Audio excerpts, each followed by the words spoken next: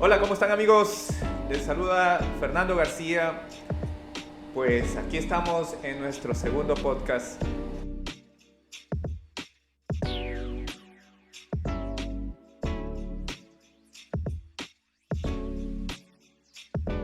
Y pues les traigo un interesante tema en vista que estamos pasando tantas malas noticias, tantos momentos atribulados, noticias de robos y carreatos y todo lo demás. Pero voy a traer un tema acá para hablar de lo que significa la felicidad en el trabajo y cómo se aplica esto en una organización saludable.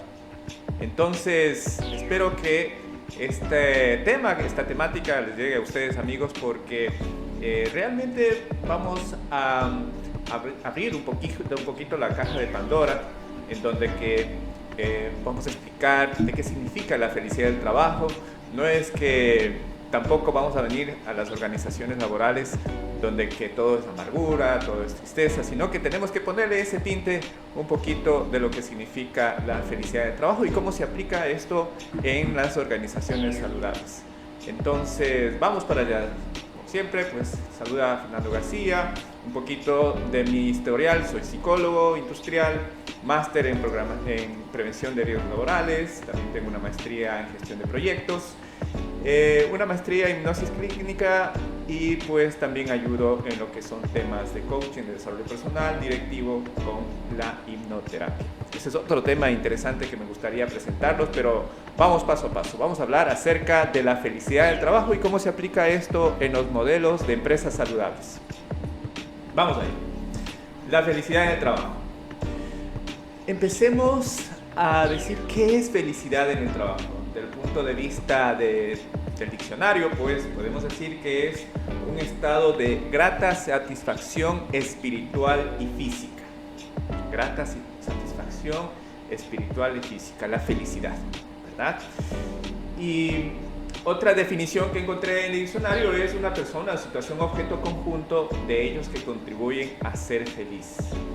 Entonces, por ejemplo, decimos que mi familia es la felicidad, mis amigos son la felicidad, mi novia es la felicidad. Y pues, algunas veces yo he escuchado en todos estos años de experiencia, casi más de 30 años, que el trabajo no es la felicidad. Y lo que hace el trabajo muchas veces es conseguir, pues, en las escalas de valores, en la escala de necesidades de Maslow, que es satisfacer las necesidades básicas, las necesidades de seguridad. Y nos faltan los otros pilares, pues, para lo que es la autorrealización, la convivencia social y todo ese tipo de cosas. También hablamos que viajar es felicidad. Cuando nosotros vemos ausencia de inconvenientes, lo que es viajar con felicidad, ¿no? Pero ¿cuántos de nosotros hemos escuchado decir que mi trabajo es la felicidad? Y se aparecen pues ciertos trastornos, obstáculos como el síndrome de burnout, ¿no? Cuando uno se levanta de la cama y dice, otra vez a trabajar, otra vez a lidiar con mi jefe, otra vez a lidiar con los chismosos de la oficina, otra vez el tráfico. Entonces, mentalmente, desde la mañana empezamos a poner ciertos obstáculos o mecanismos mentales en el cual ya predisponemos que nuestro trabajo es una tortura. Pues la etimología del trabajo define eso, ¿no? ¿Qué significa etimológicamente la palabra trabajo? Y encontré algo muy interesante, que en Roma era un instrumento de tortura. ¿Qué les parece? El trabajo, etimológicamente, de la palabra tripalium, que designa instrumento de tortura, y significa que provoca fatiga y dolor. Y fue un instrumento romano que se dedicaba a torturar, pues, a esclavos o prisioneros de guerra y ese tipo de cosas. Entonces, pues creo que quien tomó la palabra trabajo tenía que haber buscado una mejor definición desde el punto de vista etimológico, ¿no? Porque eso significa trabajo etimológicamente y significa torturar a alguien.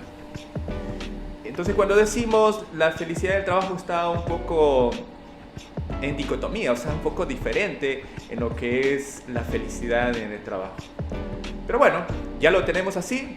En el castellano lo tenemos como trabajar. Pero vamos a darle este tinte un poco de la gestión, en este caso los gestores de recursos humanos, los prevencionistas, todas las personas que trabajan en modificar el ambiente laboral pueden utilizar estrategia, pero creo que lo más importante es la decisión o la política o el convencimiento del CEO de la organización. Entonces, esta persona es quien designa cómo quiere ver a su cultura organizacional. Y no es que es para implementar, qué sé yo, bailes o meter payasos o que la gente, sino que es crear un ambiente de trabajo, un ambiente laboral en donde que sean sanos, productivos y que este sea un ambiente laboral seguros. Entonces, esa es la idea de precisamente poner sobre la mesa estos aspectos de darle este tinte diferente a lo que es trabajo, que no signifique como que etimológicamente se ha definido la tortura, sino que signifique realmente un aspecto importante en nuestras vidas de que nos gusta nuestro trabajo, nos apasiona y no caigamos en ambientes laborales tóxicos, como que se pueden presentar el acoso laboral, el estrés o el síndrome de burnout, que son enfermedades profesionales. Por eso es que este tema de la prevención de los riesgos psicosociales son, si no se controla, no se mide, se presentan como enfermedades del trabajo. Bueno, pues ya hemos visto lo que es la parte etimológica del trabajo, ¿verdad? Y hemos visto que significa tortura. Nos vamos a cambiar el chip. Vamos a mejor a decir que nuestro trabajo es donde que nos desenvolvemos o desarrollamos profesionalmente en función a una pasión, a un deseo, no solamente para cumplir las necesidades básicas, ¿verdad? No solamente para cumplir las necesidades de seguridad, sino que los otros aspectos de las necesidades, según Maslow, que nos lleven a nuestra propia autorrealización. Y aquí encontré algunas bases científicas. Voy a hablar un poquito de bases científicas para entrar más en materia de lo que es la felicidad y la psicología positiva en los ambientes laborales. Y parte de dos temas, de lo que es el hedonismo, que significa el placer y el disfrute, con la satisfacción. Entonces, precisamente cuando, esto ustedes van a ver más adelante del punto de vista neurológico, en donde se encuentran las hormonas o los factores en el lóbulo frontal, en la amígdala cerebral, desde el momento de disfrutar o del momento de tener placer por el hedonismo y la satisfacción. En psicología laboral, estos son dos factores, especialmente de la satisfacción, de promover que la persona cuando llega a cumplir un objetivo, cuando es felicitado por su jefe, cuando es reconocido socialmente, llega a tener indicadores de satisfacción y secreta dopamina, en donde que la persona realmente se siente a gusto en ese ambiente de trabajo y más aún cuando hay buenas relaciones interpersonales con sus compañeros, ¿verdad? Entonces, parte la felicidad, en este caso, del hedonismo. Y la eudaimonia, voy a repetir otra vez, estas palabras a veces son un poco complicadas, pero vamos a repetir eudaimonia, que significa básicamente el engagement de una empresa. O sea, el engagement es traducido como, por ejemplo, el factor atractivo de esa empresa, como por ejemplo hoy se conoce como los premios Great Place to Work, ¿no? Entonces se mide el engagement, o sea, el mejor lugar para trabajar, ¿verdad? Y tiene que ver con el crecimiento personal y desarrollo personal. Entonces ahí vamos encontrando ciertas definiciones, ¿cierto? Con el engagement flow, el crecimiento personal, la satisfacción, el disfrute, el placer. Y ahora como encontramos, ahora mucho se habla de las generaciones, pues no los baby boomers, la generación XY, bueno yo soy generación XY, los centennials, los millennials. Se entiende que los millennials y los centennials buscan precisamente este tipo de ambientes laborales donde que se sientan satisfechos, donde se sientan que tengan el engagement, donde que se sientan placer al trabajar y donde que vean pues ese crecimiento personal. Entonces, como ven, no son términos diferentes de lo que se habla en lo que es la psicología de la psicología positiva o la psicología organizacional sobre estos temas. Y es donde que allá apunta.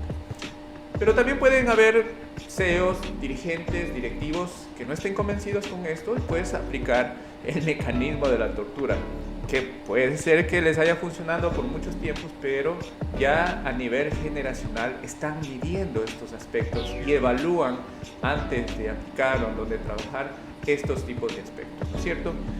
Y aquí viene un mensaje importante para los directivos, los gerentes, los encargados del personal, que estos factores está demostrado técnicamente y hay evidencia suficiente que cuando la persona se siente satisfecha, tiene un aspecto de crecimiento personal, es productivo, versus a una persona que no tiene ganas por trabajar, tiene el síndrome de burnout. El síndrome de burnout es el síndrome de estar quemado. Y eso ocurre mucho en las personas que atienden a clientes, en lo que es el front office, o sea, en el servicio al cliente, en los hospitales, las enfermeras, los policías, los militares, que están siempre en situaciones tensas. Entonces hay momentos que estas personas pues ya llegan a su agotamiento personal, a su despersonalización y a no tener una autorrealización.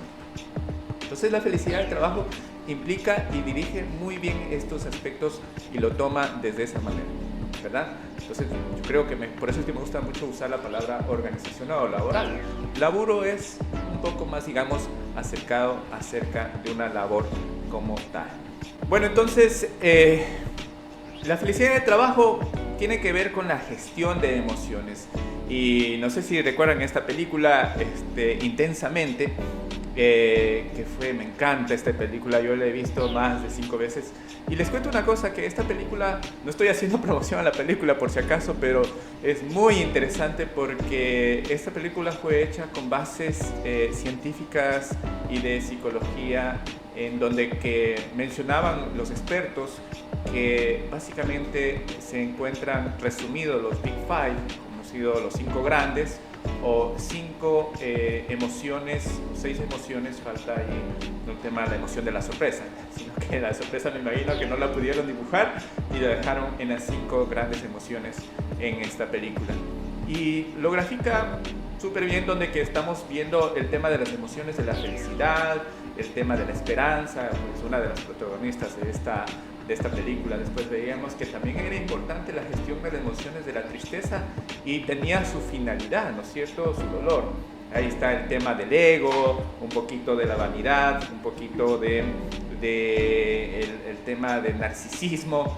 Yo creo que ahorita, del punto de vista psicológico o del punto de vista de una persona que trabaja con comportamiento humano, creo que la mayor parte estamos siendo un poquito narcisistas con el famoso selfie, la famosa conversación por las redes sociales, ¿no?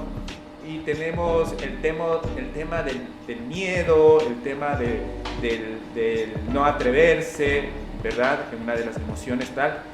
Y hay una que a mí me gusta muchísimo, que es el tema de la ira, ¿no? Que a esta caricatura la dibujaron como un ladrillo rojo y esta persona es la que explotaba. ¿Por qué me gusta tanto como el tema de la felicidad? Todas estas emociones cumplen una función principal y el tema de la ira también, que es importante, ¿no? A la ira hay que verla como una función, digamos, como una emoción, un sentimiento del punto de vista que es normal tener ira. Es muy normal, es parte de nuestra naturaleza humana, ¿no? Entonces, la ira nos indica qué tan inconforme estamos con alguna situación comparativamente, porque las emociones pues empiezan a comparar. Y la ira es ese grado donde te dice qué nivel de inconformidad o qué nivel de no estar de acuerdo en algo es eso, ¿no? Y ahí es donde que viene el tema de la gestión de las emociones. En las organizaciones hay que preguntar a las personas qué les incomoda o qué no cuadra en la cultura de organización con las personas. Y las personas, los colaboradores o seres humanos como tal, en cualquier ámbito de nuestra vida, sea social, personal, familiar, tenemos que aprender a decirlo y hablarlo cuando algo nos incomoda. El problema de la ira es que tiene que ser canalizada. Y lo más grave es que cuando nosotros nos guardamos la ira.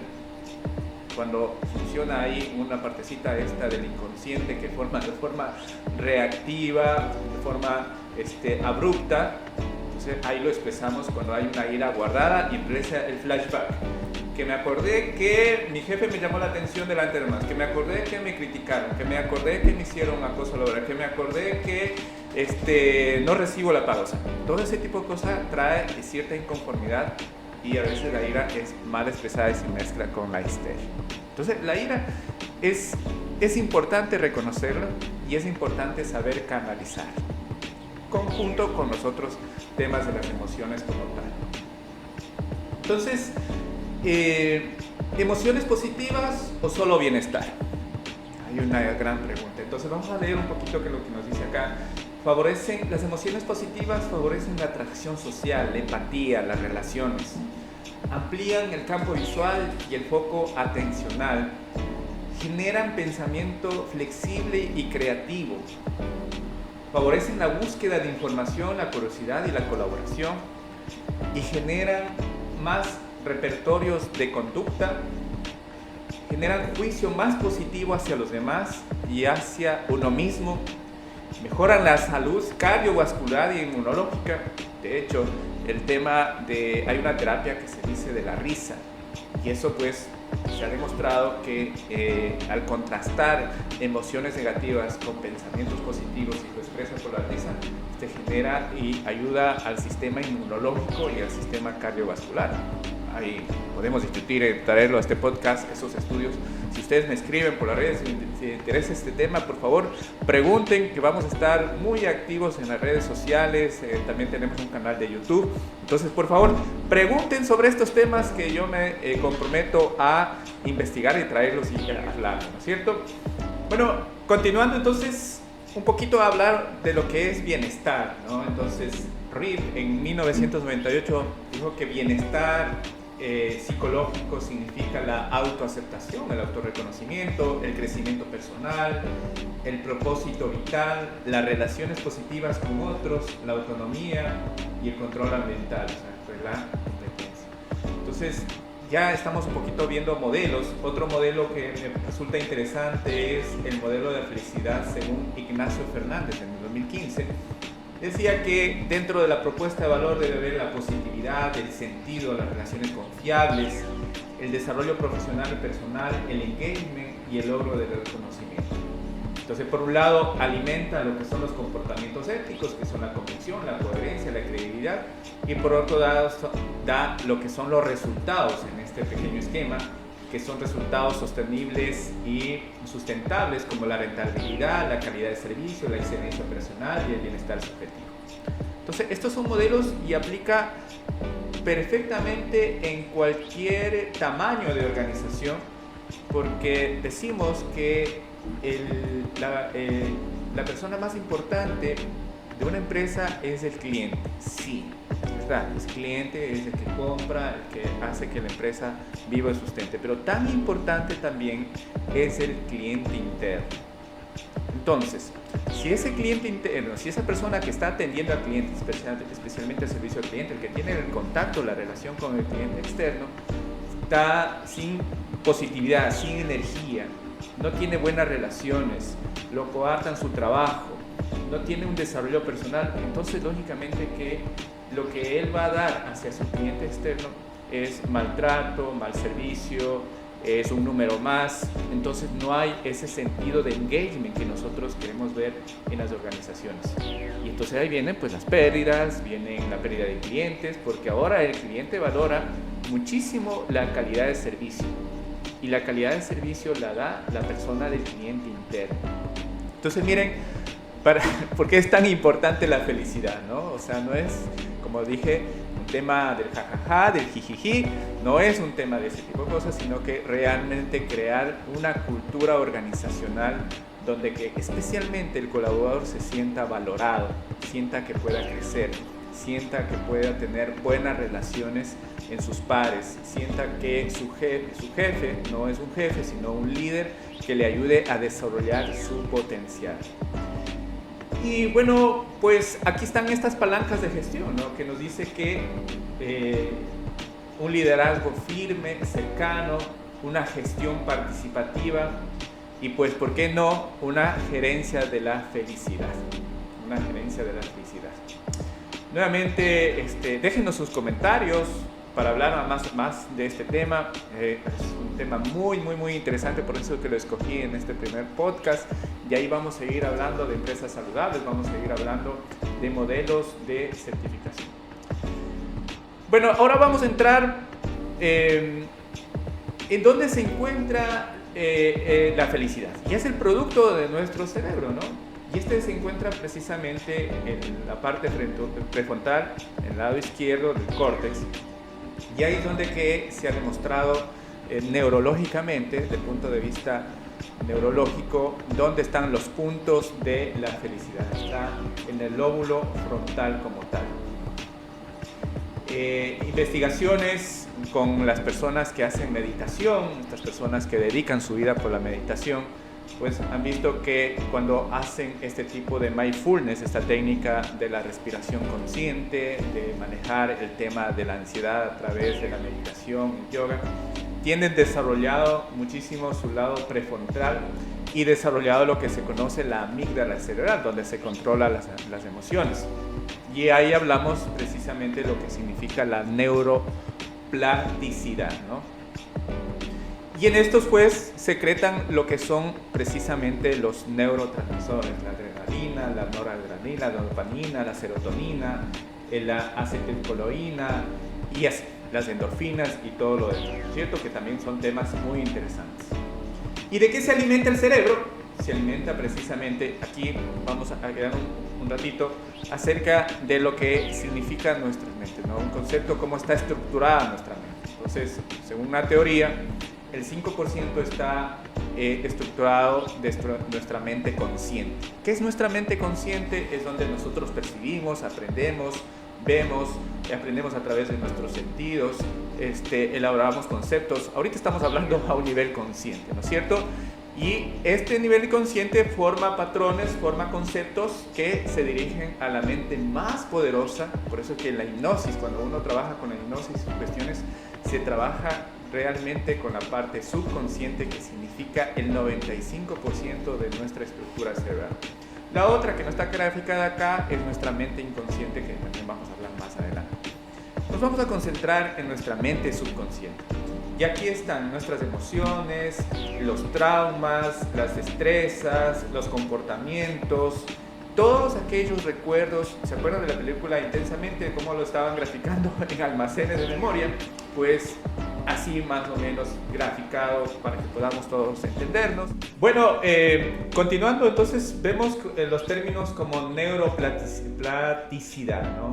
Donde que, como habíamos explicado, especialmente estas personas que practican la meditación, como los budistas, se ha descubierto que tienen pues bien desarrollado la parte de la corteza prefrontal y desarrollado la amígdala cerebral. En la amígdala cerebral es donde se encuentran o se concentran la gestión de las emociones. De hecho, Daniel Goleman sacó de ahí su libro y su teoría acerca de lo que es inteligencia emocional, que es tan importante como la inteligencia intelectual. Entonces, de hecho, por aquí algunos compañeros me han dicho cómo gestionar las emociones, pues se encuentran aquí, ¿no? Y la parte importante acerca de estos neurotransmisores, que son sustancias químicas que van a través de las conexiones neuronales. No soy experto en neurociencias, se conocemos los psicólogos a través de las dendritas, de lo que se conecta a los neurotransmisores. Estos se van conectando, son componentes químicos. Y existen, pues, cada uno de estos neurotransmisores tienen una función, como por ejemplo la dopamina, que provoca el placer, ¿verdad? Entonces, al hablar de ambientes de trabajo, una persona cuando se siente satisfecha por su tarea, le gusta, le apasiona, está rodeado de un ambiente de confianza y los resultados son placenteros, esta persona empieza a secretar dopamina. Y ahí está, digamos, el concepto de felicidad acerca de neurotransmisores. Está la serotonina, que también provoca el humor, el buen trato. El glutamato, que actúa directamente en los procesos de la memoria. La acetilcolina, que tiene su función principal como el nivel de concentración, el nivel de atención. Estas técnicas de mindfulness, por ejemplo, trabajan mucho en desarrollar la acetilcolina y la dopamina. Y esta técnica de mindfulness es precisamente para dar enfoque a la actividad que se está haciendo, ¿no es cierto? Entonces, y no preocuparse por lo que va a pasar en el futuro, que son los trastornos de ansiedad, o estar demasiado pensando en los flashbacks, esos pensamientos que son procesos parecidos a la depresión. La adrenalina o la noradrenalina, que tiene que ver mucho con la alerta, la lucha, la fuga. Este neurotransmisor se encuentra mucho en los procesos del diestrés, ¿no? Todo el mundo tenemos estrés. Creo que los únicos que no tienen estrés son los psicópatas, pero todo el mundo tiene estrés. El diestrés es la diferencia, digamos, sube un nivel más de lo que es el estrés, y se conoce también el euroestrés, que es estrés bueno.